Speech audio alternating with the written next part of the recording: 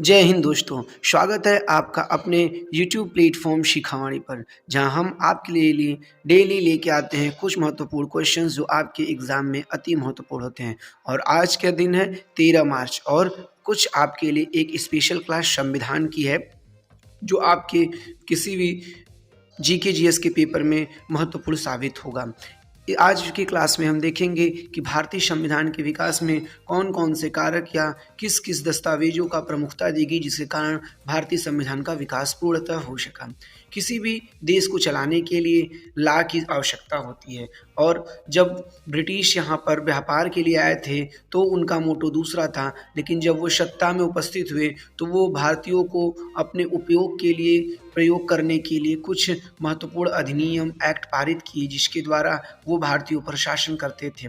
उनका शासन का प्रारूप भारतीयों के फायदेमंद के लिए नहीं था, केवल उनको उनके व्यापारिक लाभों को और उनकी पावर को बढ़ाने की थी। और इसी के परिप्रेक्ष्य में उन्होंने कई प्रकार के एक्ट को पारित किया, जिसके द्वारा भारतीयों पर काबू पाया जा सके या भारतीयों पर एक शासन व्यवस्था के द्वारा शासन किया जा सके। तो आज हम देखेंगे भारतीय संविधान के विकास में। तो अब भारतीय संविधान किसी भी देश के लिए बहुत महत्वपूर्ण था। भारतीय संविधान बना कब? जब भारत आज़ाद हुआ तो भारतीय संविधान की आवश्यकता पड़ी, तो प्रारूप समितियों का गठन हुआ, अम्बेडकर जी के नेतृत्व में एक संविधान सभा बनी और भारतीय संविधान का विकास बना। लेकिन अब भारतीय संविधान बना, उससे पूर्व की जो घटनाएं थी जिसने भारतीय संविधान के विकास में अपना पूर्ण महत्वपूर्ण योगदान दिया, उनको जानना आवश्यक है, और ये हमारे एग्जाम के दृष्टिकोण से अति महत्वपूर्ण हो जाते हैं। तो एक एक करके कुछ महत्वपूर्ण टॉपिक जो भारतीय संविधान के विकास में महत्वपूर्ण रहे हैं, उनको हम आज की क्लास में देखेंगे, और ये संविधान की एक स्पेशल क्लास है। तो भारतीय संविधान किसी भी देश के लिए एक ऐसा दस्तावेज जिसके तहत किसी देश की शासनिक एवं व्यवस्था कार्य करती है। अब संविधान बन जाता है तो उसके थ्रू देश के नियम कानूनों और उनके नागरिकों द्वारा पालन करने के लिए जो आवश्यक मूल तत्व होते हैं, जिसके द्वारा किसी भी देश की शासन व्यवस्था इजीली प्रारूप से चल सके और कोई दिक्कत ना आए, उसको क्या कहते हैं? संविधान कहते हैं। और ये क्या होता है? ये एक दस्तावेज होता है जिसके तहत देश के शासनिक, प्रशासनिक या अन्य जो भी कार्य हैं उनका संचालन पूर्णतः किया जा सकता है। संविधान लिखित और लिखित दोनों प्रकार से हो सकती है। जैसे भारतीय संविधान क्या है? विश्व की सबसे बड़ी गणतांत्रिक देश के लिए सबसे बड़ा लिखित संविधान है। जबकि ब्रिटेन की क्या है? तो ब्रिटेन की जो संविधान है वो अलिखित है, वहाँ पे कोई लिखित दस्तावेज नहीं है, सिर्फ ऐसे ही मुजवानी चलता रहता है कि हाँ ये है, ये है, ये नहीं है। लेकिन भारत ही इतनी बड़ी है, यहाँ पर विभिन्न जातियाँ हैं, विभिन्न धर्म के लोग हैं, सभी प्रकार की भिन्नता में एकता भारत का एक मूल है। तो उसको क्लियर करने के लिए कि आगामी समय में कोई भी इस पे बहस न छिड़े या अराजकता का व्यवस्था न बने, इसलिए भारतीय संविधान को लिखित कर दिया गया। तो भारतीय संविधान क्या है? लिखित है, और संविधान के लिखित और अलिखित दोनों प्रकार के होते हैं। अब आगे है, भारत में संविधान निर्माण की प्रक्रिया राष्ट्रीय आंदोलन से प्रारंभ हुई, पर इसकी नींव 1773 के रेगुलेटिंग एक्ट से रखी जा चुकी। अभी हमने आपको बताया कि जब तक ब्रिटिशर्स व्यापार के लिए आए थे तब तक उनको कोई आवश्यकता नहीं थी कि भारतीयों के लिए कोई कानून बनाए। लेकिन 1764-65 में जो बक्सर का युद्ध हुआ, फिर इलाहाबाद की संधि हुई, तो उसके बाद ये एक सत्ता रूप में आ गए, क्योंकि इनको दीवानी व्यवस्था मिल गई और ये एक शासक के रूप में उपस्थित हुए। तो इन्होंने ये महसूस किया कि भारतीयों को, क्योंकि उस समय विद्रोह होता था, इनके खिलाफ युद्ध होती थी, और जिस पर इन्होंने शासन करते थे वहाँ के लोगों को काबू करने के लिए कुछ महत्वपूर्ण कानून बनाना आवश्यक होती थी। इसलिए इसकी नींव, जो एक संवैधानिक विकास का पहला स्टार्टिंग फेज जो रहा, वो 1773 के रेगुलेटिंग एक्ट से रखी जा चुकी है, और इसी एक्ट के द्वारा भारतीयों को साधने का कार्य प्रारंभ हुआ, क्योंकि ज़रूरी था। उस समय कुछ विद्वान थे, और जो भी अगर हमारे ऊपर कोई ज़बरदस्ती शासन करने की कोशिश करता है तो हम रिटेलिएट करते हैं। तो जस्ट लाइक वही स्थिति थी। तो उसको काबू में करने के लिए, अपना व्यापार बढ़ाने के लिए, अपने फायदे के लिए ब्रिटिशर्स ने सर्वप्रथम 1773 में रेगुलेटिंग एक्ट क्यों पारित किया। तो अब रेगुलेटिंग एक्ट क्या है उसके बारे में हम लोग जानते हैं। कुछ महत्वपूर्ण चीज, जैसे भारत में ब्रिटिश ईस्ट इंडिया कंपनी कब आई? 1600 एडी में व्यापार के उद्देश्य से ही हमने ऊपर आपको बताया था, और महारानी एलिजाबेथ के चार्टर द्वारा भारत में व्यापार करने की अनुमति प्राप्त हुई थी। 1600 ईस्वी में क्या हुआ था? महारानी एलिजाबेथ ने अंग्रेज कंपनी को क्या किया था? पूर्व के साथ व्यापार करने की अनुमति दी थी। लेकिन उसने कहा था कि महारानी ने कि अगर कंपनी के माध्यम से इंग्लैंड की जनता या इंग्लैंड की सरकार को क्षति होता है, तो पूर्व सूचना के अनुसार 3 साल की पूर्व सूचना पर जो कंपनी को ये एकाधिकार दिया गया है पूर्व के साथ व्यापार का, उसको रद्द कर दिया जाएगा। और कंपनी की शुरुआत क्या हुई थी, सिर्फ व्यापारिक कार्यों तक ही सीमित थी स्टार्टिंग में, लेकिन क्या वही 1765-57 के प्लासी के युद्ध और 1764 में बक्सर के युद्ध के बाद कंपनी एक क्षेत्रीय शक्ति के रूप में उभरने लगी। अच्छा, जो इस 1764 में बक्सर का युद्ध हुआ, यह इसकी वास्तविक विजय मानी जाती है, क्योंकि इसके पहले जो 1757 में विजय हुई थी, यह एक क्लाइव के द्वारा धोखेबाजी का सूचक था, लेकिन 1764 में जो हुआ उसको पहली वास्तविक विजय मानी जाती है। और इसी के बाद जो इलाहाबाद की प्रथम और सेकंड संधि हुई, उसके द्वारा अंग्रेजों को क्या हुई, बंगाल के क्षेत्र इलाहाबाद और लगभग एक विशाल क्षेत्र में, भारत के एक विशाल क्षेत्र पर, जो कि उस समय व्यापारिक दृष्टिकोण से अति महत्वपूर्ण था, उस पर काबू पा लिया गया। तो क्या हुआ, वो युद्ध के बाद अब क्षेत्रीय शक्ति को काबू में करने के रूप में हो गए। कंपनी ने 1765 में बंगाल, बिहार, उड़ीसा में दीवानी अधिकार प्राप्त कर लिया और यही से कंपनी क्षेत्रीय शक्ति बनने की प्रक्रिया प्रारंभ हुई। अब देखिए, कोई भी कंपनी होती है, अगर आपके पास आज के समय में पैसा है तो वो राष्ट्र मजबूत है। जस्ट लाइक एग्जांपल हम देख लेते हैं, तो पाकिस्तान को देख लीजिए, तो यहाँ उस समय कंगाली की स्थिति है प्रेजेंट टाइम में, तो क्या वो राष्ट्र कमजोर है, भले आतंकवाद की पनाह देकर वो अपने को शेर बनता है, लेकिन क्या वहाँ की जनता खुश है, क्या वहाँ की जनता को रोटी मिलती है? नहीं। तो वहाँ पे क्या है, जनता वहाँ की परेशान है, सरकार भले उसमें पागलपन करती हुई बढ़ रही है, लेकिन वो राष्ट्र कमजोर है। और उसी जगह भारत को देख लेते हैं, या उससे ऊपर बांग्लादेश, जो कि पाकिस्तान से ही अलग हुआ था 1971 में, वो भी उससे मजबूत है। तो जब किसी भी देश की आर्थिक स्थिति मजबूत होती है तो वो अपने आप में, और वही स्थिति क्या हुआ कि 1765 में बंगाल, बिहार, उड़ीसा में दीवानी अधिकार प्राप्त हो गई, और जब अधिकार प्राप्त हुई तो उसके पास पैसा आया, पैसा आया तो पावर आया, और वो इस तरह से क्षेत्रीय शक्ति बनने की प्रक्रिया प्रारंभ हुई। 1858 एडी में सिपाही विद्रोह के पश्चात कंपनी का शासन, क्राउन के शासन स्वतंत्रता प्राप्ति तक अनवरत रूप से चलता है। देखिए, 1858 तक, ये 1773 से स्टार्ट हुआ, जबकि मूल तो 1764 से शुरू हो गया था, और 1858 तक इतना लूट खसोट चला कि भारतीयों क्या कर दिए, विद्रोह कर दिए, 1857 क्रांति। और 1858 के बाद कंपनी से सत्ता छीन कर क्या कर दी गई, भारत को ब्रिटिश क्राउन के अंतर्गत कर दिया गया। अब हम चलते हैं अपने ऐतिहासिक पृष्ठभूमि की तरफ। संविधानिक विकास तो दो तरह से हुआ।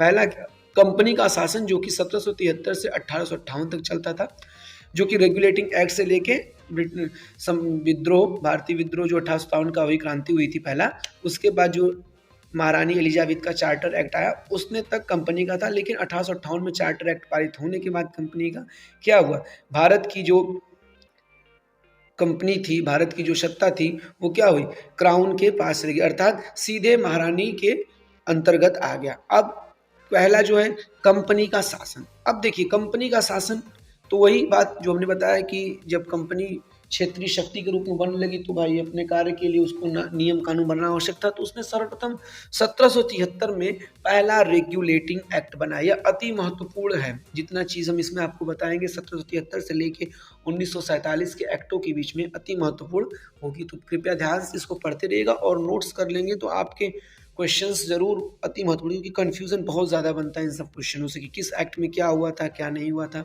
ये आपका हिस्ट्री क्वेश्चन भी है और पॉलिटिकल का, लेकिन इसका व्यू पॉलिटिकल साइंस में ही देखा जाता है। तो 1773 में रेगुलेटिंग जब आया तो इस अधिनियम का अत्यधिक संवैधानिक महत्व है, क्योंकि इसके तहत पहली बार कंपनी के प्रशासनिक एवं राजनीतिक कार्यों को मान्यता मिली। क्या हुआ, इसके द्वारा कंपनी को भारत में एक सत्ता के रूप में स्वीकार कर लिया गया, और भारत में उसके प्रशासनिक और राजनीतिक, मतलब कंपनी को इतना छूट दिया गया कि आप अपने हिसाब से यहाँ पे कार्य कर सकते हैं आवश्यकता अनुसार, और राजनीति के अंतर्गत शासन चलाना है तो राजनीतिक कार्यों को तो मान्यता देनी ही होगी। इसी के द्वारा भारत में केंद्रीय प्रशासन की नींव पड़ी, और इस अधिनियम के तहत बंगाल के गवर्नर को बंगाल का गवर्नर जनरल बना दिया गया। देखिए, बंगाल के गवर्नर को क्या कर दिया, बंगाल का गवर्नर जनरल बना दिया गया। और बंगाल उस समय अंग्रेजों के लिए बहुत ही प्रमुख था, इसी के लिए प्लासी का युद्ध हुआ, इसी के लिए बक्सर का युद्ध हुआ। तो इस पे शासन पाने के बाद ये क्या मजबूत हो गए थे, और बंगाल विजय के कारण ही इन्होंने क्या किया, अन्य यूरोपीय शक्तियों को पराजित कर अपनी सत्ता को मजबूत किया। तो इसी एक्ट के द्वारा क्या हुआ, जो बंगाल का गवर्नर था उसे बंगाल का गवर्नर जनरल बना दिया गया। अब गवर्नर जनरल की सहायता के लिए 4 सदस्यीय, कितना, 4 सदस्यीय कार्यकारी परिषद का गठन किया गया। अब 4 लोगों को गठन किया गया इसलिए कि गवर्नर जनरल का क्षेत्र बढ़ गया, तो उसके सहयोग के लिए क्या करना, 4 लोग रहेंगे तो आपसी तालमेल के साथ कार्य करेंगे। लेकिन यही आगे चल के समस्या उत्पन्न करने लगती है, क्योंकि गवर्नर जनरल मुक्त रूप से कार्य नहीं कर पाता और उसके कार्यों में रूढ़ा लगाना स्टार्ट हो जाता है। और पहले गवर्नर जनरल कौन बने, तो पहले गवर्नर जनरल वॉरेन हेस्टिंग्स बने। कौन? पहले गवर्नर जनरल वॉरेन हेस्टिंग्स थे। अब इस एक्ट के अनुसार क्या हुआ कि इसके तहत मद्रास और बंबई के गवर्नर बंगाल के गवर्नर जनरल के अधीन कर दिए। देखिए ऊपर में बताया कि बंगाल के जो गवर्नर थे उनको गवर्नर जनरल बना दिया गया और उसमें 3 प्रेसिडेंसी थी, मद्रास, बंबई, बंगाल। तो क्या क्या बंगाल के अंतर्गत ही मद्रास और बंबई को क्या गवर्नर को अंतर्गत कर दिया। अब 3 गवर्नर एक साथ हो जाएंगे तो विरोध होना लाजमी है। आगे इसकी सुधार के लिए और भी एक्ट पारित होंगे, तो वो बताते चलेंगे आपको। इसका उद्देश्य भ्रष्ट कर्मचारियों पर प्रतिबंध लगाना था। अब इसके अनुसार उस समय जो वर्कर थे ब्रिटिश के, वो क्या करते थे, भारतीयों से गिफ्ट लेते थे या उनके छूट देने के लिए घूस लेते थे। उन सबको रोकने के लिए क्या किया, इस एक्ट में अति महत्वपूर्ण कार्य किए गए थे और भ्रष्ट अधिकारियों पर प्रतिबंध लगाया गया था। इसी के साथ क्या हुआ, सुप्रीम कोर्ट की स्थापना हुई और पहले न्यायाधीश कौन बने, एलिजा इम्पे पहले न्यायाधीश बने थे। अब पहले न्यायाधीश तो एलिजा इम्पे बने, लेकिन अब ऐसा तो है नहीं कि ये अकेले ही पूरा कार्य करते, तो इनके सहयोग के लिए क्या हुए, 3 अन्य न्यायाधीश भी नियुक्त हुए थे। कौन? 3 अन्य। एलिजा एमपी तो प्रमुख थे, इनके साथ 3 जो मुख्य न्यायाधीश और थे सहयोगी, वो कौन कौन थे, ध्यान से आप लोग इसको लिख लीजिएगा, थे चैम्बर्स, लिमेस्टर और हाइड थे। कौन? चैम्बर, लिमेस्टर और हाइड। एलिजा इम्पे के 3 सहयोगी न्यायाधीश थे, लिमेस्टर, चैम्बर और हाइड थे। ठीक, इनकी नियुक्ति इनके सहयोग के लिए की गई थी। इसके तहत कंपनी पर कोर्ट ऑफ डायरेक्टर्स का नियंत्रण हो गया। अभी तक कंपनी कंट्रोल ऑफ बोर्ड्स थी और अब यहाँ पे कंट्रोल ऑफ डायरेक्टर्स का नियंत्रण हो गया। और इसने भारत में राजस्व, नागरिक एवं सैन्य मामलों की जानकारी ब्रिटिश सरकार को देना आवश्यक कर दिया। अब 1773 में जब राजनीतिक रूप में सत्ता का भोग देने के लिए किया गया, तो ब्रिटिश सरकार ने क्या किया कि आपको भारतीय सैनिकों के मामले में जो सैन्य कार्रवाई कर रहे हैं या आप जो भारत में कर रहे हैं, उनकी सूचना ब्रिटिश सरकार को आपको देना ही पड़ेगा। क्योंकि ब्रिटिश सरकार कह रही थी कि अगर आपके कारण ब्रिटिश देश को और या ब्रिटिश की जनता को कुछ क्षति होता है तो ये ठीक नहीं होगा और आपकी एकाधिकार को समाप्त करें। तो ब्रिटिश सरकार ये चाहती थी कंपनी जो कर रही है कम से कम उसका ध्यान हमें रहे, इसलिए उसने क्या किया कि इसी सारी सूचनाओं को देना अनिवार्य कर। अब चलते हैं हम 1781 का संशोधन। देखिए 1773 का बिल जो रहा अत्यधिक महत्वपूर्ण रहा, लेकिन उसमें कुछ प्रमुख कमियां भी रही जिनको दूर करने के लिए 1781 में संशोधन अधिनियम लाया गया। अब रेगुलेटिंग एक्ट 1773 तो में क्या हुआ, तो रेगुलेटिंग कमियों को दूर करने के लिए रेगुलेटिंग एक्ट 1773 की कमियां को दूर करने के लिए यह 1781 का लाया गया था और इसे अमेंडिंग एक्ट या बंदोबस्त कानून भी कहा जाता है। किसको? 1781 के संशोधन अधिनियम। ये अति महत्वपूर्ण है कि इसको क्या कभी कभी दे देता है कि अमेंडिंग एक्ट या बंदोबस्त कानून कब आया था, तो कब आया था, ये 1781 में सुधार अधिनियम था, ध्यान रखिएगा। इस अधिनियम के तहत गवर्नर जनरल तथा उसकी काउंसिल को न्यायालय के क्षेत्राधिकार से मुक्त कर दिया गया। देखिए गवर्नर जनरल था, उसकी काउंसिल को, अब न्यायालय बन गया तो न्यायालय और गवर्नर जनरल दोनों आपस में भिड़ जाते थे, मतलब इनके क्षेत्राधिकार को क्या कर दिया गया था, बांटा नहीं गया था, दोनों एक ही कार्य में टांग अड़ाते थे, जिसके कारण की क्या होती समस्याएं होती थी। तो यहाँ पे क्या गया, इस एक्ट में दोनों के एक दूसरे से मुक्त कर दिया गया। काउंसिल देखिए है ना, उसकी काउंसिल को गवर्नर, उसकी काउंसिल को क्या न्यायालय के क्षेत्राधिकार से मुक्त कर दिया गया। गवर्नर जनरल न्यायालय के क्षेत्र में क्या करता था, अपना टांग अड़ाता था, जिससे जो न्यायाधीश थे वो मुक्त रूप से या स्वतंत्र रूप से कार्य नहीं कर पाते थे। और यही सेम कंडीशन होती थी कि न्यायाधीश जो होते थे वो गवर्नर जनरल के कार्यों में टांग अड़ाते थे। मिला के दोनों मुक्त नहीं थे, इसलिए दोनों अच्छे से कार्य नहीं कर पाते थे और दोनों में विवाद बनता चला गया। इसलिए यह एक्ट लाकर इन दोनों के क्षेत्राधिकार को क्या कर दिया गया, अलग अलग करने की कोशिश की गई। कंपनी को सेवकों को भी न्यायालय के क्षेत्र अधिकार से मुक्त कर दिया गया और ये नियम कहा गया कि जो कंपनी के सेवक हैं उन पे भी न्यायालय का अधिकार नहीं रहेगा, अर्थात वो मुक्त रहेंगे। और इस कानून द्वारा कलकत्ता के सभी निवासियों को उच्चतम न्यायालय के अधीन कर दिया गया। क्या, कलकत्ता के सभी निवासियों को। अब बंगाल, तो बंगाल पास में ही था, तो वहाँ की जो कलकत्ता की सभी निवासी हैं उनको क्या, उच्चतम न्यायालय के अधीन कर देगा। मतलब उनकी सारी न्यायिक जो देख रेख होगी या जो भी समस्या होगी वो उच्चतम न्यायालय के अंतर्गत होगा। इसमें कहा गया कि हिंदुओं के कानूनों के हिसाब से हिंदुओं को तथा मुस्लिम कानून के हिसाब से मुस्लिमों को मामले तय कर। देखिए उस समय अंग्रेज कंपनी इतनी मजबूत नहीं थी कि वो किसी एक पक्ष को लेके, उस समय अंग्रेज तुष्टिकरण नीति से चलते थे और उन्होंने ये कहा कि हम किसी के ला को, किसी का जो धर्म है उससे छेड़छाड़ नहीं करेंगे। भारतीयों के जो धर्म पुराण किताबें हैं उनके हिसाब से उनके कानूनों को लाया जाएगा और मुस्लिम के कानूनों के हिसाब से उनके कानूनों को तय किया जाएगा। दोनों के अलग अलग मामले रहेंगे, दोनों अब उसको अलग अलग स्थिति जो कि उनके वेदों में, भारत के वेदों में, पुराणों में और कुरान में जो भी है मुस्लिमों के, उनके हिसाब से कानून का निर्माण किया जाए। और बंगाल में जुडिशियल एक्ट लाया गया। ये बंगाल में क्या, जुडिशियल एक्ट लाया गया जिससे कि अत्यधिक फायदा हुआ। किसको, भारतीयों को तो हुआ लेकिन ब्रिटिशर्स को शासन करना था तो उनके लिए अति महत्वपूर्ण था, क्योंकि उनको एक सहयोगी वर्ग चाहिए था जो उनके कार्यों को बता सके, उनको कार्यों को समझा सके कि ये चीज़ है। क्योंकि वो एक सहयोगी चाहता ना इंसान कहीं अन्यत्र जाता है, तो उसके लिए उन्होंने क्या किया, बंगाल में जुडिशियल एक्ट को पारित किया। अब इस अधिनियम को एडमंड बर्ग की सिफारिश पर लाया गया था, इसलिए इसे एडमंड बर्ग अधिनियम कहा गया। देखिए अब इस एक्ट को क्या क्या कहा जाता है, पहले क्या कहा जाता है, इसको अमेंडिंग एक्ट या बंदोबस्त कानून। लेकिन इस अधिनियम के एडमंड बर्ग की सिफारिश पर लाया गया था, इसलिए इसे एडमंड बर्ग अधिनियम भी कहा जाता है।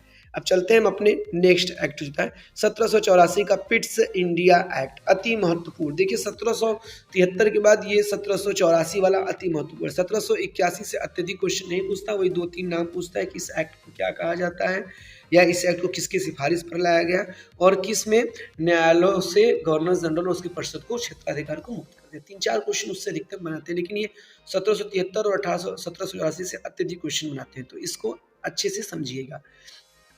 1780 इस कानून के तहत कंपनी के राजनीतिक एवं वाणिज्यिक कार्यों को पृथक कर दिया गया। अब देखिए यहाँ पर क्या, फाइनेंशियल अलग कर दिया गया और पॉलिटिकल अलग कर दिया गया, दोनों को अलग अलग कर दिया गया ताकि दोनों के बीच में कोई समस्या न हो। इस कंपनी के तहत कंपनी के व्यापारिक मामलों के अधीक्षण की अनुमति एक निदेशक मंडल दे दी।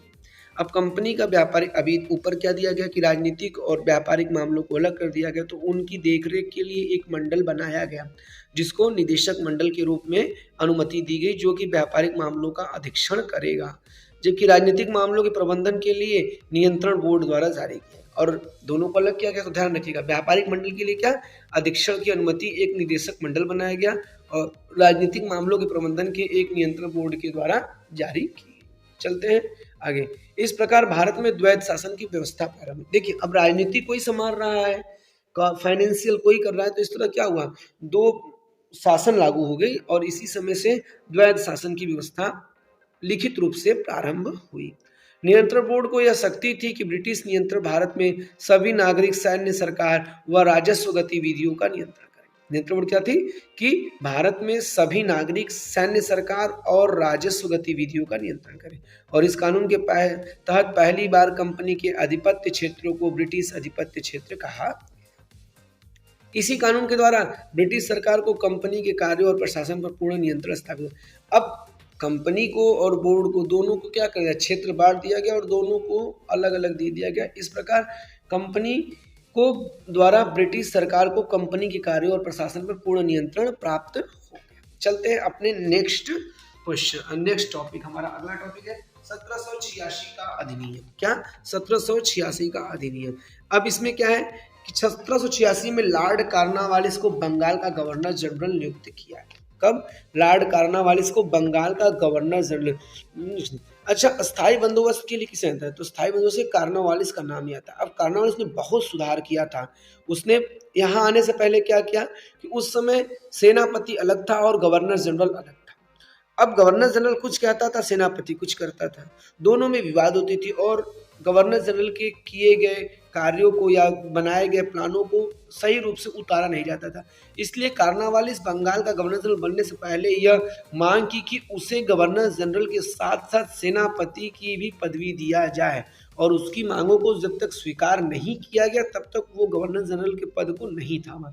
अंततः कंपनी ने उसकी मांगों को स्वीकार किया और उसको गवर्नर जनरल के साथ साथ सेनापति भी नियुक्त किया, और तब जाके वो गवर्नर जनरल बनकर आया, क्योंकि वो चाहता था कि मैं जाऊं तो मेरे कार्यों में रोड़ा बनने वाला या मेरी बातों को विरोध करने वाला कोई न हो। कार्नवालिस ने भारत में अत्यधिक सुधार करने का प्रयत्न किया, कितना हुआ कितना नहीं हुआ ये बात की बात है, लेकिन उसने अति महत्वपूर्ण प्रयास किए थे भारतीयों को अच्छाई की तरफ ले जाने।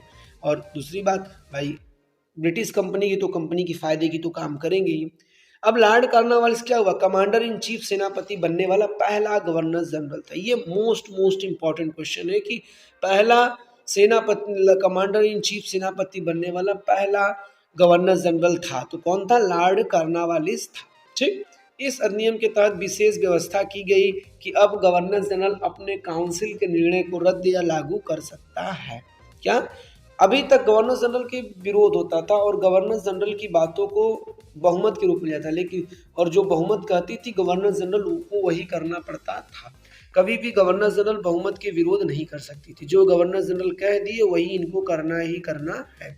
लेकिन इस अधिनियम के द्वारा, किसके 1786 के अधिनियम के द्वारा क्या हुआ कि गवर्नर जनरल अपने काउंसिल के निर्णयों को रद्द करने की क्षमता कर सकता है और चाहे तो वो लागू कर सकता, अर्थात पावर जो था वो गवर्नर जनरल में सीमित कर दिया गया। और यही चीज लॉर्ड कार्नवालिस अपने आने से पहले चाहता था, जो कि उसको मिला, तभी वो यहाँ पे आया था। अब चलते हैं 1793 के चार्टर एक्ट अधिनियम।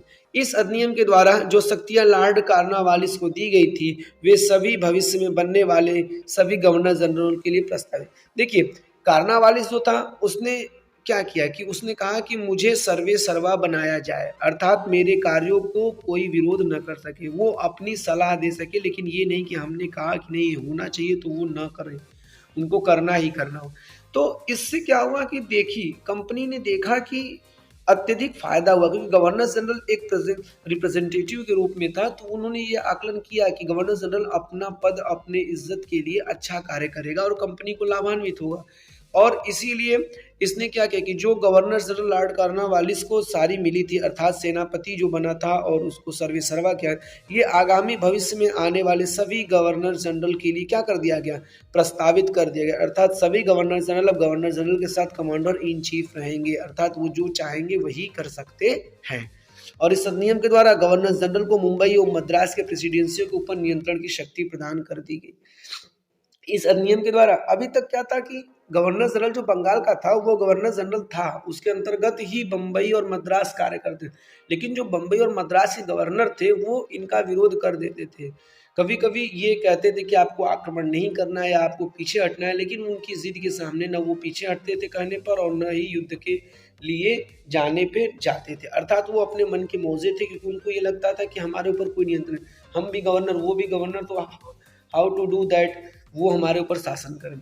लेकिन इस एक्ट के द्वारा क्या हुआ, बंगाल के गवर्नर जनरल को उनके ऊपर नियंत्रण की पूर्ण शक्ति दी गई, अर्थात अब जो बंगाल का गवर्नर जनरल चाहेगा वही बंबई और मद्रास के गवर्नर करेंगे। और इस अधिनियम के द्वारा कंपनी को व्यापार का एकाधिकार को अगले 20 वर्षों के लिए बढ़ा दिया गया। क्या, 20 वर्षों के लिए बढ़ा दिया गया। अब इस अधिनियम में व्यवस्था की गई कि नियंत्रण मंडल के सदस्य एवं कर्मचारी का वेतन भारतीय राजस्व से दिया जाएगा।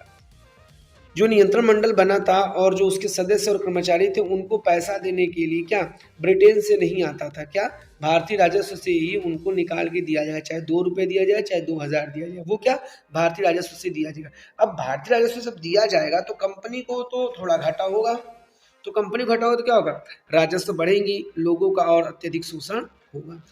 चलते हैं अपने अगले चार्टर एक्ट, जो कि पहला होगा 1813 का चार्टर एक्ट। इस कानून ने भारत में कंपनी की व्यापारिक एकाधिकार को समाप्त कर दिया था।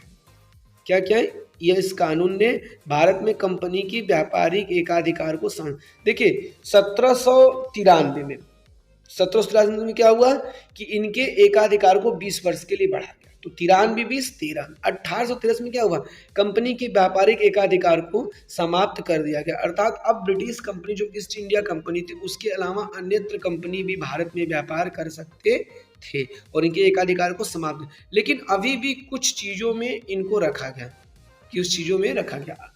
और समाप्त करने के बाद भारतीय व्यापार के अन्य कंपनी आएंगी तो अन्य कंपनी क्या करेंगे, ब्रिटेन सरकार को और भी कर देंगी, ब्रिटेन में पैसा और भी जाएगा।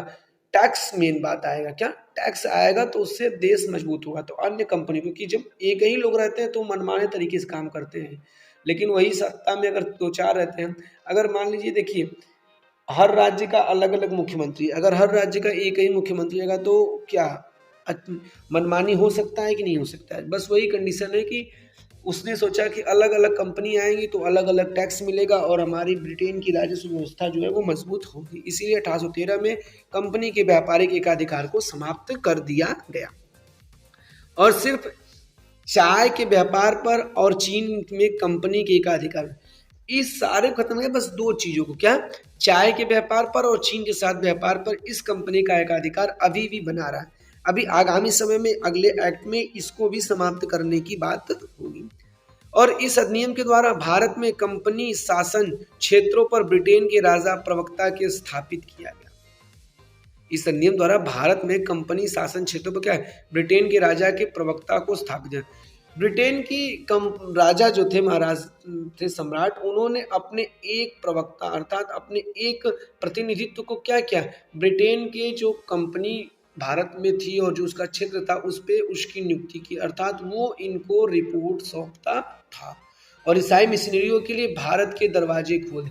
ये अति महत्वपूर्ण है, मोस्ट इम्पॉर्टेंट कि 1813 के चार्टर एक्ट में ईसाई मिशनरियों के लिए भारत का दरवाजा खोल दिया गया। ये क्वेश्चन पूछता है कि किस चार्टर एक्ट के द्वारा भारत में ईसाई मिशनरियों का आगमन हुआ, तो किस एक्ट के द्वारा, 1813 के चार्टर एक्ट के द्वारा ईसाई मिशनरियों के लिए भारत में दरवाजे खोल दिए गए हैं। ठीक, अभी इस अधिनियम द्वारा ब्रिटिश इलाकों में पश्चिमी शिक्षा के प्रसार का बढ़ावा और यहीं पर पहली बार शिक्षा पर ध्यान देना स्टार्ट किया। क्योंकि देखिए यहाँ हिंदी बोली जाती थी, ब्रिटेन इंग्लिश बोलती थी, दोनों के बीच में बिचौलिया होते थे और बिचौलिया ऐसे चाहिए जो कि इंग्लिश भी जानते और हिंदी तो जानेंगे भारत के हैं।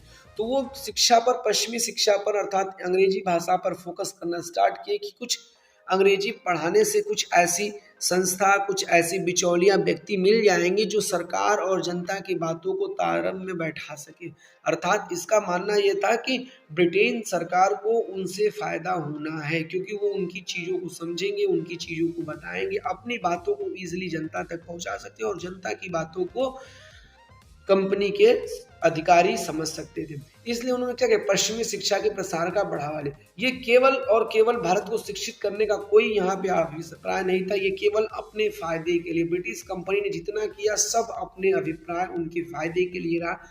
भले ही उन कार्यों से भारतीयों ने अपना दिमाग लगा के उसका फायदा स्वयं के राष्ट्र के निर्माण के लिए, भारतीय को स्वतंत्रता के लिए किया, लेकिन कभी भी ब्रिटेन ये नहीं चाहती थी कि भारतीयों को फायदा मिले, वो केवल अपने अपने फायदे के लिए। और इसी फायदे के लिए क्या क्या, पश्चिमी शिक्षा के प्रसार को बढ़ावा भी दिया।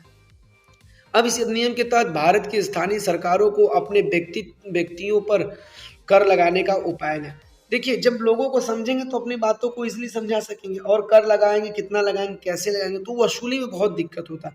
अब विकास जब शिक्षा का होगा तो इसी अधिनियम के द्वारा भारतीयों को स्थानीय सरकारों पर अपने व्यक्तियों पर कर लगाने का उपाय भी उनको मिल सका। अब ठीक अधिकार मिल गया था किसका, अधिनियम के तहत भारत की स्थानीय सरकारों को अपने व्यक्तियों पर कर लगाने का अधिकार भी इसी के अंतर्गत दिया गया।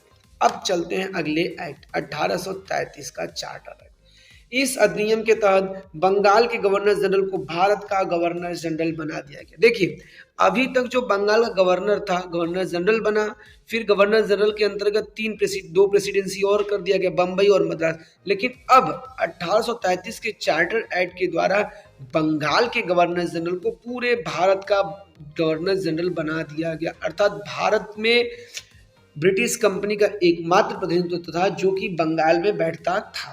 और वो जो चाहता था पूरे भारत में वही होता था जो कि ब्रिटेन कंपनी के क्षेत्राधिकार थे।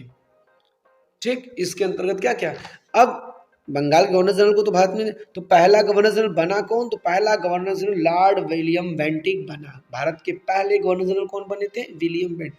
देखिए पहले गवर्नर, बंगाल के गवर्नर जनरल बने कौन, तो बने लॉर्ड, और यहाँ पे लॉर्ड विलियम बेंटिक भारत के पहले गवर्नर जनरल बने। और अब बंबई मद्रास के गवर्नर को विधायिका संबंधी शक्तियों से वंचित कर दिया गया। अभी तक क्या था कि बंबई और मद्रास क्या करते थे, अपने हिसाब से काम करते थे। 1873 में क्या गया, इनके ऊपर शक्ति पकड़ लिया गया, फिर भी इनको कुछ क्षेत्रों में मुक्त किया गया था, लेकिन इसमें क्या गया, इनको इन शक्तियों से वंचित कर दिया गया। अर्थात जो बंगाल का गवर्नर जनरल कहेगा उनको आंख मूंद के कार्य करना ही करना था। और भारत के गवर्नर जनरल को पूरे ब्रिटिश भारत में विधायिका के लिए असीमित शक्ति प्रदान की। अब जब पूरे भारत की सत्ता संभालना है तो पावर तो देना होगा। जैसे अगर रक्षा मंत्री हैं, भारत के गृह मंत्री हैं, तो उनको पावर तो देना होगा, तभी वो भारत की स्थिति को समझ पाएंगे। अब उनको अगर शक्ति न दिया जाए, बस सीट दे दिया जाए, तो क्या कार्य कर पाएंगे, नहीं।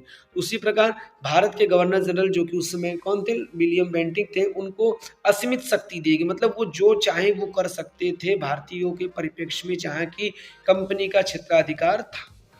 इस अधिनियम के तहत आइकोसैनिक अम्ल के व्यापारिक निकाय के रूप में की जाने वाली गतिविधियों को समाप्त करें। क्या हुआ, आइकोसैनिक अम्ल के व्यापारिक जो निकाय थी उनको क्या किया, गतिविधियों को समाप्त कर दिया गया था। ठीक, और अब आइकोसैनिक विशुद्ध अम्ल जो है वो क्या प्रशासनिक निकाय बन गया। अभी तक क्या था, ये प्राइवेट रूप से था, लेकिन अब आइकोसैनिक जो अम्ल था उसको क्या प्रशासनिक निकाय बना दिया गया। और 1833 के एक्ट के तहत सिविल सेवा परीक्षा खुली प्रतियोगिता कराने का प्रयास किया गया। ये बहुत ही महत्वपूर्ण है 1833 में कि पहली बार क्या सिविल सेवा परीक्षा की खुली प्रतियोगिता कराने का प्रयास किया गया। अभी तक क्या था कि जो ऊंचे पद पर थे सिर्फ ब्रिटिशर्स बैठते थे, लेकिन यहाँ पर क्या हुआ, इन्होंने ये ऐसा किया कि अब भारतीय भी जो योग्य हैं वो ऊंचे पद पर जा सकते हैं। और पहली बार इसी के तहत सिविल सेवा परीक्षा की खुली प्रतियोगिता कराने का प्रयास किया गया। और बोर्ड ऑफ कंट्रोल और बोर्ड ऑफ डायरेक्टर्स के विरोध के कारण इसे समाप्त किया।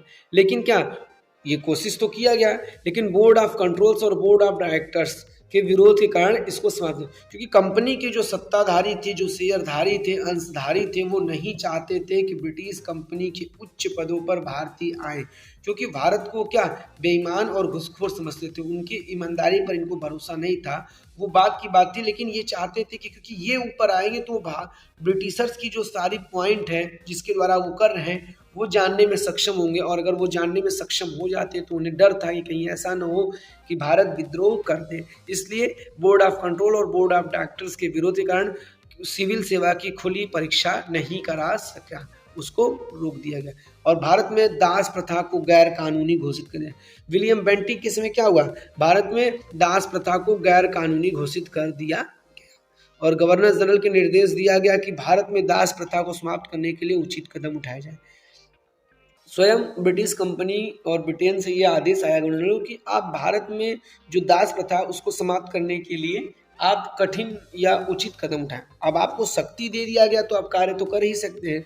इसलिए गवर्नर जनरल को ये निर्देशित किया गया कि भारत से जो दास प्रथा है उसको समाप्त करने के लिए आप कोई न कोई उचित व्यवस्था करें, अर्थात उचित कार्रवाई करें जैसा आपको लगता है जिसके द्वारा यह खत्म किया जा सके। अब चलते हैं 1853 के चार्टर एक्ट। अब यहाँ से अति महत्वपूर्ण, क्योंकि इसके बाद से ही भारत में विद्रोह होगा और भारत क्या करेगी, कंपनी के शासन से निकलकर ब्रिटेन ताज के अंतर्गत हो जाएगी। तो ये इस अधिनियम के तहत गवर्नर जनरल को परिषद की विधायी एवं प्रशासनिक कार्यों से अलग कर दिया।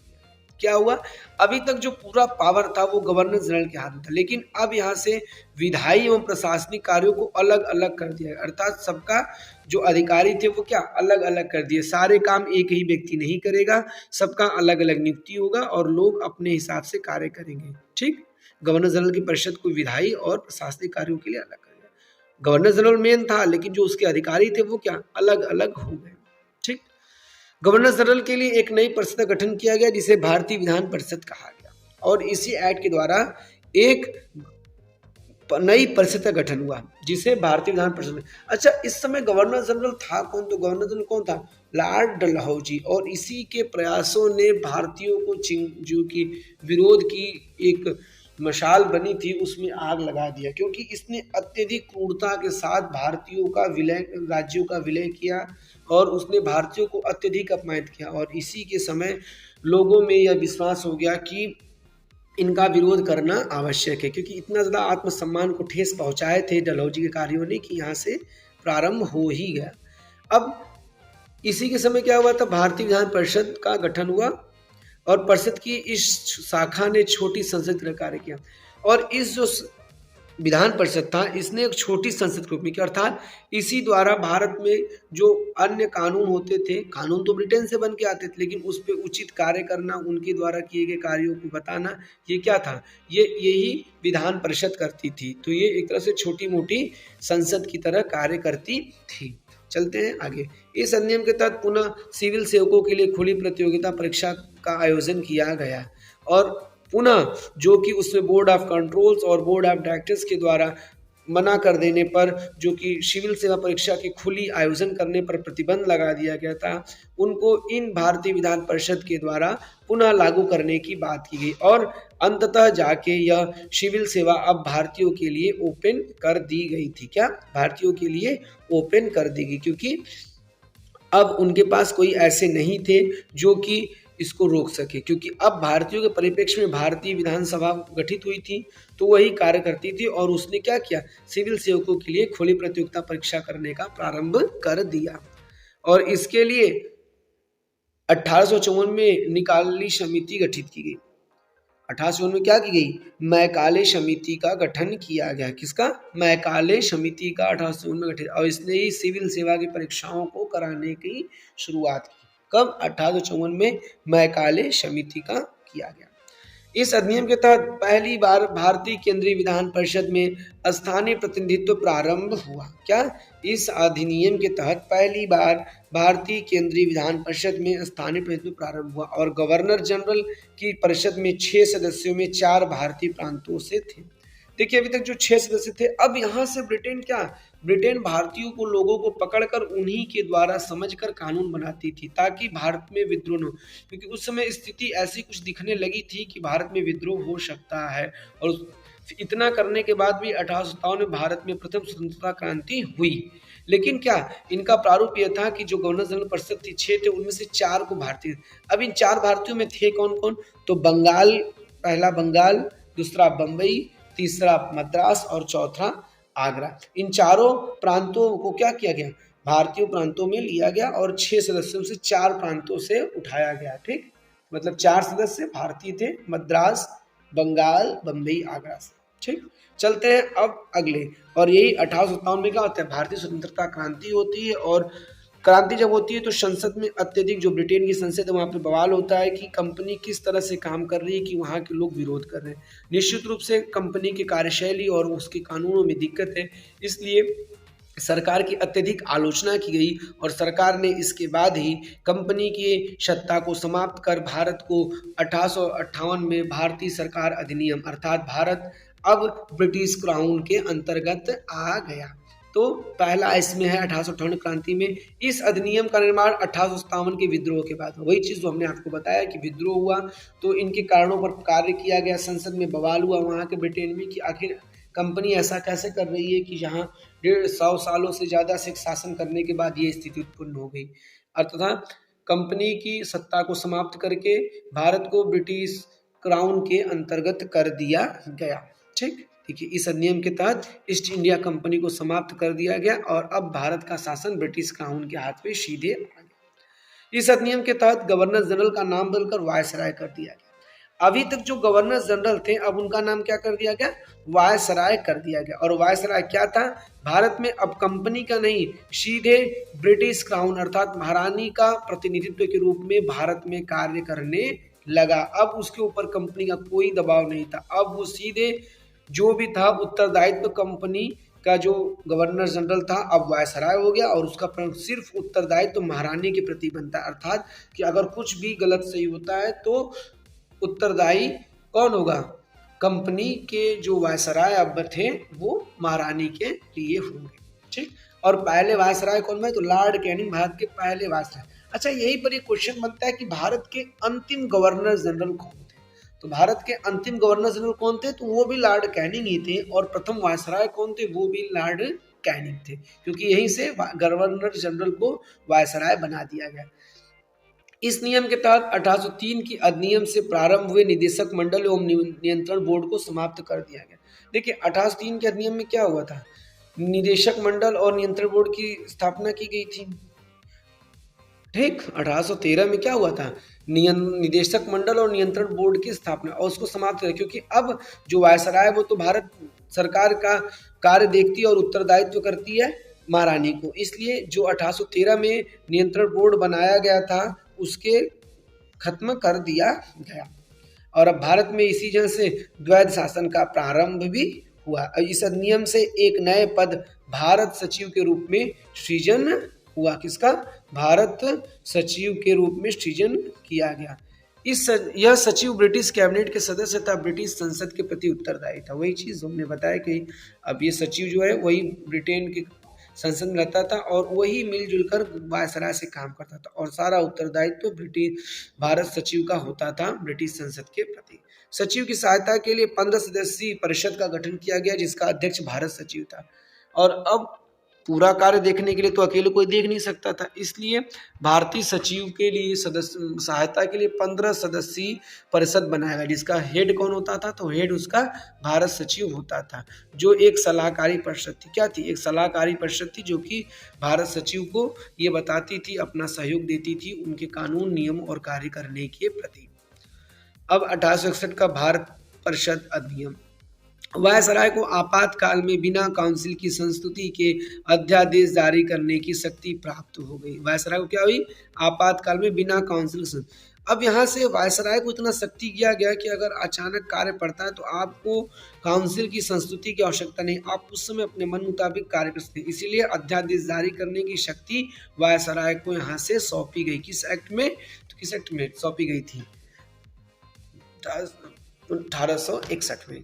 ऐसे अध्यादेश की अवधि 6 माह होती थी। आज भी भारत में जो राष्ट्रपति शासन लागू होता है कितने, 6 मंथ के लिए। तो जो ये अध्यादेश जारी करेगा उसका गवर्नर जनरल, उसका अवधि कितना होता है, 6 माह उसकी अवधि होती थी। कितना, 6 माह होती। और इस अधिनियम के तहत कानून निर्माण की प्रक्रिया में भारतीयों को भी शामिल किया गया।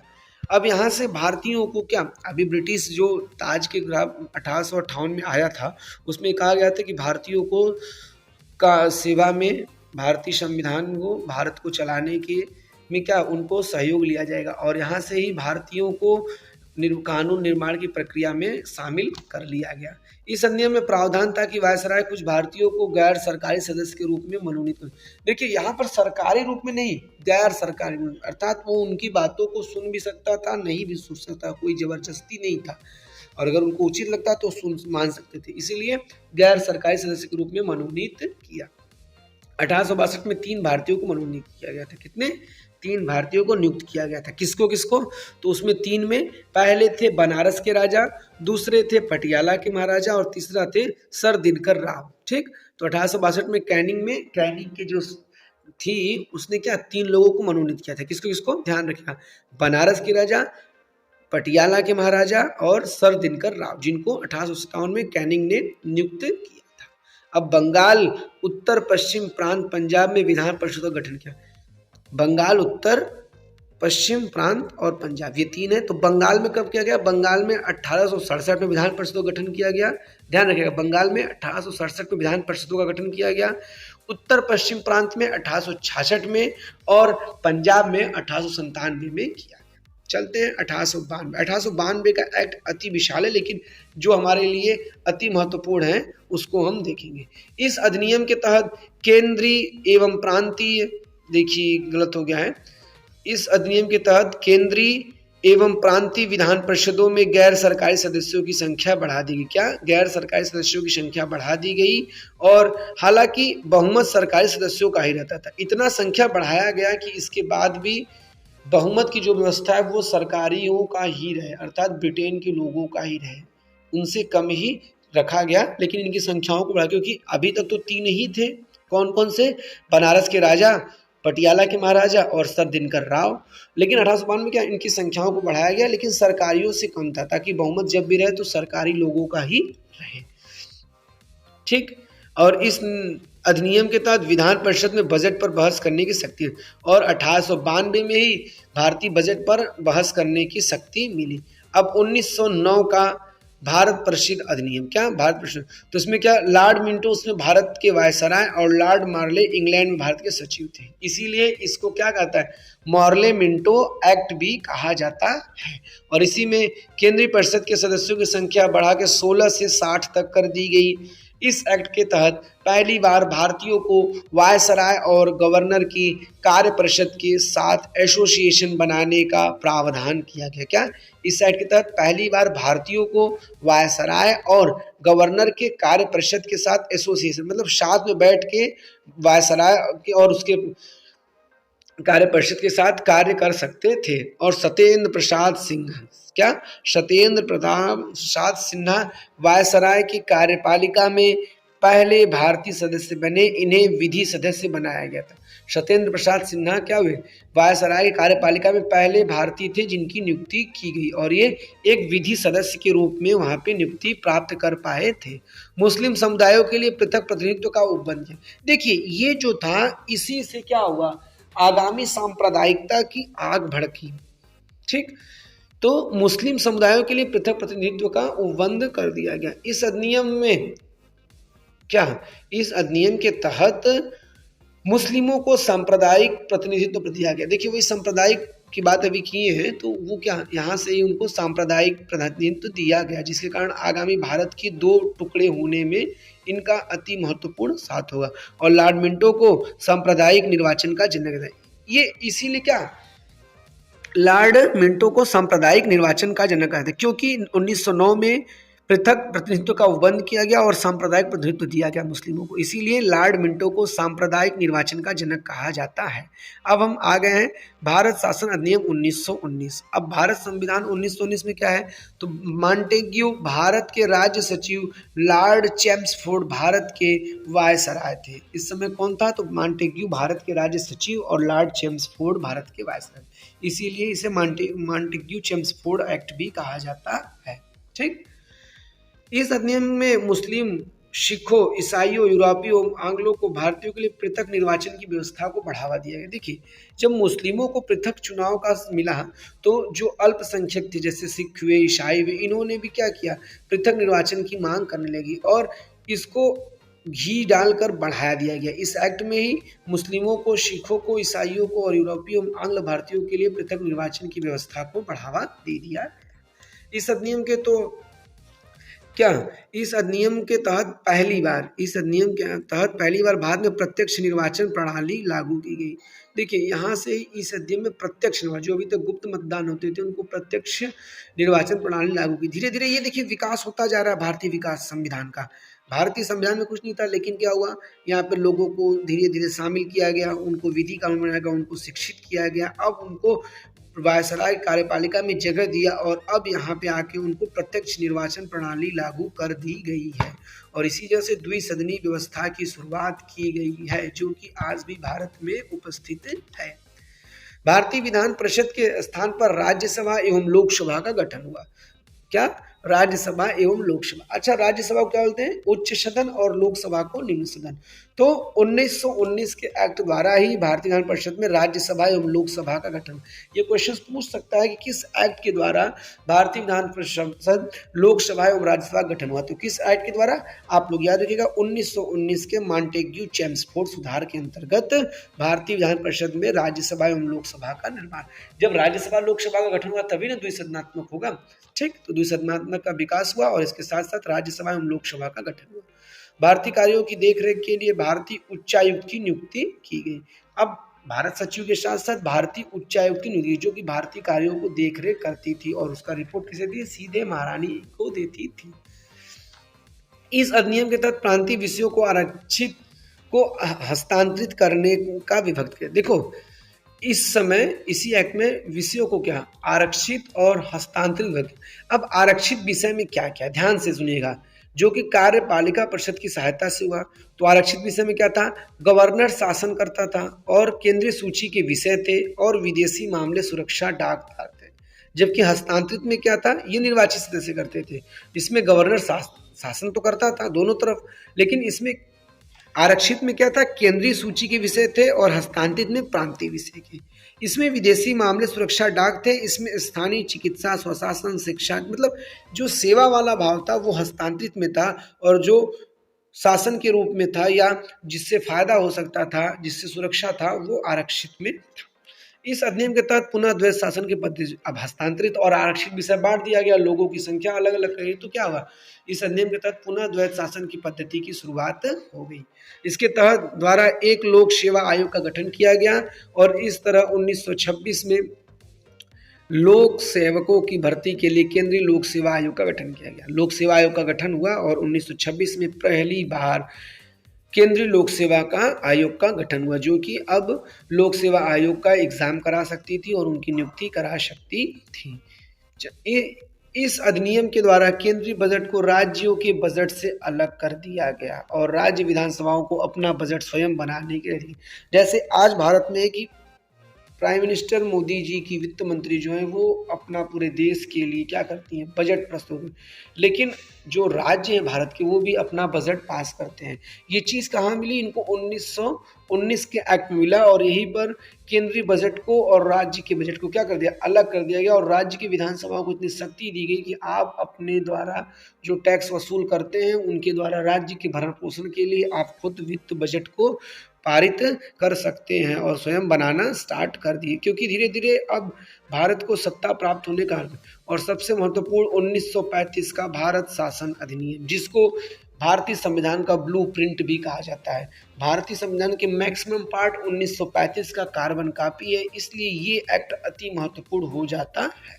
इसमें क्या क्या है, इसमें जो एक्ट आया इसमें कितने अधिनियम थे, 321 अनुच्छेद थे। भारत में कितने अनुच्छेद थे, अभी वर्तमान में 395 थे, तो 321 अनुच्छेद थे, 10 अनुसूची थी और इस अधिनियम के तहत दिल्ली में एक संघीय न्यायालय की स्थापना की गई, अर्थात उच्चतम अर्थात हाई सुप्रीम कोर्ट की स्थापना की गई, संघीय न्यायालय की स्थापना।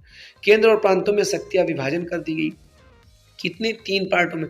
तो जो केंद्र और प्रांतों में शक्तियां बन गई उनमें कारण क्या थे, पहला केंद्र सूची इसमें कि 59 सब्जेक्ट थे, राज्य सूची इसमें 54 विषय थे और समवर्ती सूची इसमें 36 विषय थे और प्रांतों में द्वैत शासन व्यवस्था का अंत कर दिया गया।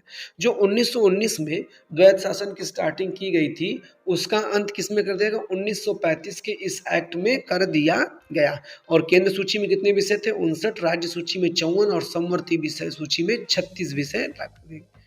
केंद्र में द्वैत शासन व्यवस्था, देखिए राज्यों से द्वैत व्यवस्था समाप्त हुई लेकिन केंद्र में द्वैत शासन व्यवस्था अभी भी लागू थी। इसने 11 राज्यों में से 6 द्विसदनीय व्यवस्था प्रारंभ कर दी गई। देखिए ये सब आपको भारतीय संविधान में प्रेजेंट टाइम में उपस्थित मिलते हैं। द्विसदनात्मक व्यवस्था राज्यों में बंगाल, बंबई, मद्रास, बिहार, संयुक्त प्रांत और असम में द्विसदनीय व्यवस्था के अंतर्गत विधान परिषद और विधानसभा। देखिए 6 बात है, तो बंगाल 1, बिहार 2, बंबई मद्रास 3, बिहार 4, संयुक्त प्रांत 5, असम 6 में क्या हुआ, द्विसदनीय व्यवस्थाओं को विधान परिषद और विधानसभा गठन किया गया। और इस अधिनियम ने दलितों, महिलाओं और मजदूर वर्गों के लिए अलग से निर्वाचन की व्यवस्था कर सांप्रदायिक प्रतिनिधित्व प्रदान किया। देखिए सांप्रदायिकता का प्रधान यहाँ भी दिया गया क्योंकि इसी के बाद सीधी कार्रवाई होती है 4-5 साल बाद। जिन्ना जी मांग करते हैं क्योंकि इतना ज़्यादा बढ़ गया रहता है कि वो निश्चित रूप से नुकसानदायी होता ही है, ठीक। और इसी में दलित महिलाओं और मजदूर वर्ग के लिए अलग से निर्वाचन व्यवस्था की गई। इसने मताधिकार का विस्तार करके 18% जनता को मत करने का अधिकार दिया। क्या, अभी तक मत देने का जो था उसको कम था लेकिन अब विस्तृत किया और 18% जनता अब अपना मत दे सकती थी। और इसी एक्ट के द्वारा आरबीआई की स्थापना हुई। क्या, आरबीआई केंद्रीय रूप में हुई, 1935 में हुआ था, 1 अप्रैल 1935 को, और वो किस, इसी एक्ट के द्वारा 1935 में हुआ था। भारतीय स्वतंत्रता अधिनियम 1947 अति महत्वपूर्ण, जो कि भारतीय संविधान यहाँ से भारत आज़ाद होने की कगार पर लाखों प्रयास के बाद भारतीय के अनेक माताओं की गोद शून्य हुई, अनेक लोग ने अपना बलिदान दिया और इस बलिदान के अंतर्गत इतने लंबे समय के बाद भारत स्वतंत्र होने के कगार पर आ चुका था और इसका ही परिणाम भारतीय स्वतंत्रता अधिनियम 1947 थी। ये लॉर्ड माउंटबेटन योजना के आधार पर भारत का विभाजन हुआ। 20 फरवरी 1947 को ब्रिटेन प्रधानमंत्री क्लेमेंट इटली ने घोषणा की कि 30 जून 1947 को भारत से ब्रिटिश शासन समाप्त हो जाएगा।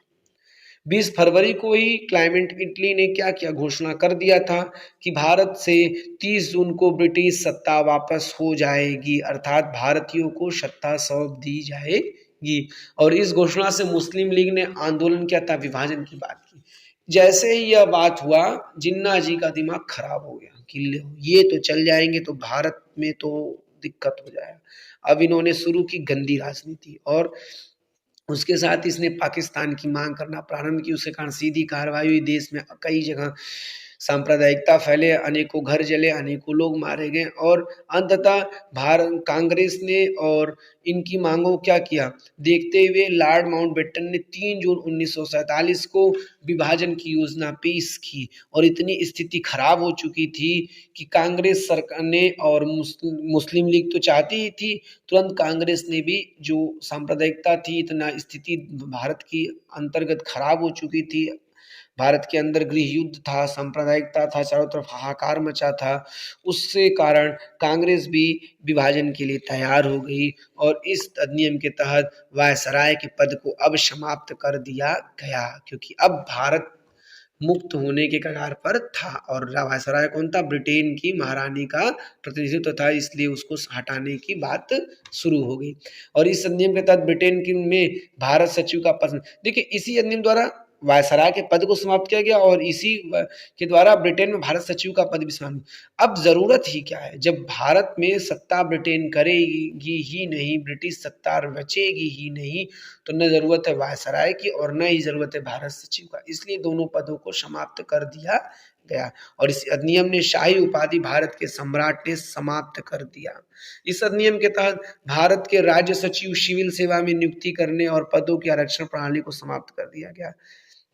जितनी जितनी अपने फायदे के लिए ब्रिटिश सत्ता ने लागू किया था, उन सभी को समाप्त करना प्रारंभ कर दिया, क्योंकि वे अब यहाँ पे शासन नहीं करेंगे तो वो अपने प्रतियोगी, जो कि भविष्य में भारत के लिए फिर समस्या हो सकती थी या समस्या होती ना होती, लेकिन उनका फायदा था नहीं, तो उन सब पदों को इन्होंने क्या किया, समाप्त कर दिया। और इस अधिनियम के द्वारा भारत के 2 स्वतंत्र और संप्रभु राष्ट्र बने, भारत का विभाजन हो गया और भारत और पाकिस्तान के रूप में क्या हुआ, भारत का विभाजन हुआ। यह अत्यंत दयनीय रहा, इस चीज को मानना कठिन था, क्योंकि भारत की स्वतंत्रता के लिए कितने वीरों ने अपनी जान दी, लेकिन अंततः भारत और पाकिस्तान के रूप में भारत 2 रूप में सामने आया। इस अधिनियम द्वारा भारत में ब्रिटिश शासन समाप्त कर 15 अगस्त को 1947 में क्या हुआ, इसे स्वतंत्र एवं संप्रभु राष्ट्र घोषित कर दिया गया। 15 अगस्त को क्या कर दिया, भारत को स्वतंत्र एवं संप्रभु राष्ट्र घोषित कर दिया गया और 2 राष्ट्र बन गए, भारत और पाकिस्तान, दोनों संप्रभु स्वतंत्र थे। भारत और पाकिस्तान में गवर्नर जनरल का पद सृजन किया गया। भारत और गवर्नर जनरल क्या हुआ, पद सृजन किया गया, जिनकी नियुक्ति नया राष्ट्र के कैबिनेट की सिफारिश पर ब्रिटेन के शासन को करनी थी। देखिए, भारत और पाकिस्तान में गवर्नर जनरल के पद का सृजन किया गया। गवर्नर जनरल बहुत पहले था, कब तक था, 1857 तक था, क्योंकि उसके बाद 1858 से वायसराय हो गया, तो वायसराय को पद को समाप्त कर दिया गया। पुनः गवर्नर जनरल के पद का सृजन किया गया, जिनकी नियुक्ति नया राष्ट्र की कैबिनेट की सिफारिश पर ब्रिटेन सरकार, जो नई कैबिनेट बनी उनके सिफारिश पर ब्रिटेन सरकार उनको नियुक्त कर देती उस समय, ठीक। और इस अधिनियम के द्वारा दोनों राष्ट्रों में संविधान बनाने और उसके लिए किसी भी देश के संविधान को अपनाने की शक्ति दी गई। कहा क्या गया कि भारतीय संविधान बनाने के लिए और उनको अपनाने के लिए इनको छूट दे दी गई और इस अधिनियम द्वारा भारतीय रियासतों को यह स्वतंत्रता दी गई कि वे चाहे तो भारत डोमिनियन या पाकिस्तान डोमिनियन के साथ मिल सकती है या स्वतंत्र रह सकती है। भारत को ये दिया गया कि भारत डोमिनियन चाहे तो ब्रिटेन के डोमिनियन संघ में शामिल हो सकती है, पाकिस्तान भारत दोनों, या स्वतंत्र रह सकती है। उन पे कोई जोर जबरदस्ती नहीं दिया गया, ये एक उनको सजेशन दिया गया था। आज इस विषय में विवाद होता है कि भारत मुक्त कैसे हुआ अगर भारत डोमिनियन रहता है या रहे तो, लेकिन डोमिनियन का मतलब वो नहीं है जो आप समझते हैं। ये एक सुझाव था और उससे न ही भारत की संप्रभुता पर दिक्कत हुई, न ही अखंडता पर, और न ही कोई विदेशी उस पर इस प्रकार से दबाव बनाता है कि आप डोमिनियन संघ में तो आपको ये नहीं करना है, आपको करना है। उससे कोई मतलब नहीं, ये एक सुझाव था और उसका फायदा भारत को मिला भी है। इसी के साथ हमारी आज के जो महत्वपूर्ण टॉपिक थे खत्म हुए। कुछ महत्वपूर्ण चीज जो 14 और 15 अगस्त को 1947 को मध्य रात्रि को भारत से ब्रिटिश शासन काल, 15 अगस्त को भारत स्वतंत्र हुआ और 14 अगस्त की रात को पाकिस्तान अपना स्वतंत्रता दिवस मनाता है। दोनों रात के मध्य रात्रि अर्थात 12 बजे हुआ। जवाहरलाल नेहरू कहे कि जब सारा भारत सो रहा है तब हम जाकर भारत को आगे बढ़ाने के लिए कार्य कर रहे हैं, और कल जब सुबह भारत उठेगा, भारत की जनता उठेगी तो उसे गर्व होगा कि रात में जो उन्हें सूचना मिलेगी वो कितना ही उनके लिए सुखदायी होगी। लॉर्ड माउंटबेटन स्वतंत्र भारत के पहले नए गवर्नर जनरल में, देखिए भारत के ये जो कैबिनेट था उनके अंतर्गत क्या करना था, जो सुझाव देती जिसको कहती उसको ब्रिटिश सत्ता उस समय गवर्नर जनरल बनाती। तो जो भारतीय कैबिनेट थी उन्होंने क्या किया, माउंटबेटन को ही पहला गवर्नर जनरल नियुक्त कर दिया, स्वतंत्र भारत का पहला, और इन्होंने जवाहरलाल नेहरू को भारत के पहले प्रधानमंत्री के रूप में शपथ दिलाई। किसने, लॉर्ड माउंटबेटन, जो कि आज के राष्ट्रपति के बराबर थे। उन्होंने पंडित जवाहरलाल नेहरू को भारत के पहले प्रधानमंत्री के रूप में शपथ दिलाया था, और 1946 में गठित संविधान सभा को संसद के रूप में कार्य किया गया था। क्योंकि 1926 में क्या क्या बनी, जो सरकार बनी उनका अंतरिम सरकार का गठन हुआ, जिसमें वायसराय परिषद के अध्यक्ष था नेहरू जी, उपाध्यक्ष बनाए गए, जिसमें जवाहरलाल नेहरू, सरदार वल्लभ भाई पटेल, राजेंद्र प्रसाद, जगजीवन राय, बलदेव सिंह, लियाकत अली खान, अशरफ खान अली, सी राजागोपालचारी, आई चंडीगढ़, गजनर गफर और इस तरह के थे, जिन्होंने की मिलकर 1946 में संविधान सभा के संसद के रूप में कार्य करना प्रारंभ किया। और ये बनाया कि जब तक संविधान नहीं बन जाता तब तक 1935 के एक्ट के अनुसार शासन किया जाएगा, और ये यहाँ भारत आज़ाद हो जाता है और भारत स्वतंत्र रूप से कार्य करना होता है। इसी के साथ हमारा क्लास आज का समाप्त है। इसी के साथ जय हिंद। अगर आपको क्लास अच्छा लगता है तो क्लास को लाइक, कमेंट और साथ ही साथ अपनों में शेयर और सब्सक्राइब करना ना भूलिएगा, ताकि इससे और बेनिफिट हो सके और क्लास की नोटिफिकेशन मिल सके। इसी के साथ thank you for watching this video with your Gaurav Sharma.